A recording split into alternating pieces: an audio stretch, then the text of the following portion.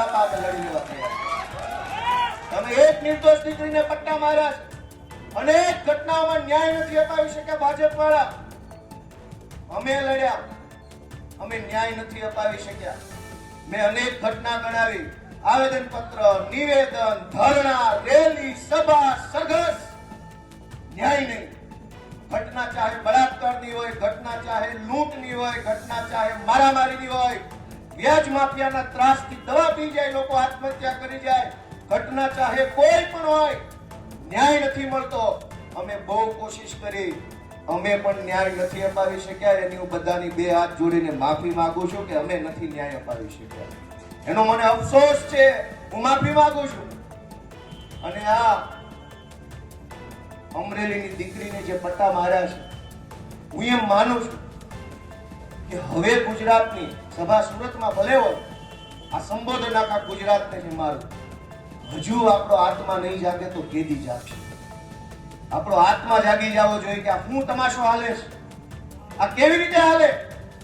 ગુંડાઓ, બુટલેગરો, માફિયાઓ, તોડબાજો, drugs વાળા, દારૂ વાળા, રેતી વાળા બેફામ ફરે અને નિર્દોષ માણસને પોલીસ સ્ટેશનમાં માર મારે છે. અમે રજૂઆત લઈને જઈએ તો અમારા ઉપર એફઆઈઆર.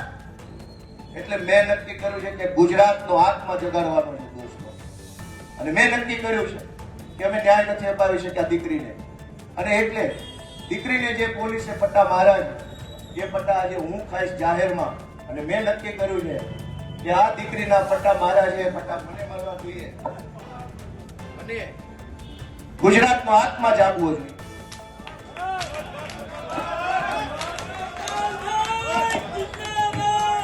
ગુજરાતનો આત્મા જાગવો જોઈએ. હવે ગુજરાતનો આત્મા જાગવો જોઈએ. આત્મા જાગવો જોઈએ ગુજરાત આખાનો. દીકરીને પટ્ટા કેવી રીતે પોલીસ મારે? મૂકી દો. ગુજરાતનો દોસ્તો આત્મા જાગવો જોઈએ. આત્માની અંદર લાગવું જોઈએ. દીકરીને પોલીસ કેવી રીતે પટ્ટા મારી શકે દોસ્તો? આ સજા મને મળવી જોઈએ.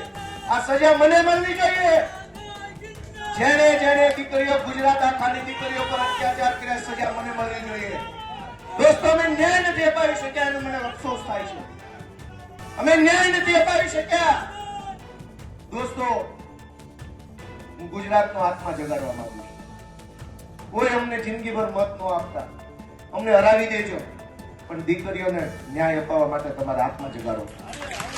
તમારા આત્મા જગાડો. અમને આખી જિંદગી મત ન દેતા, હરાવી દેજો.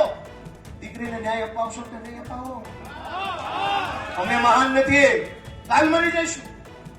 આ પાર્ટી ખતમ થઈ જાય, દીકરીઓની ઇજ્જત કોણ કરશે? અને આ એક દીકરીનો સવાલ નથી. ઝઘડિયામાં બળાત્કાર થયો, જસદણમાં બળાત્કાર થયો, દાહોદમાં બળાત્કાર, ચારો તરફ બળાત્કાર થાય છે.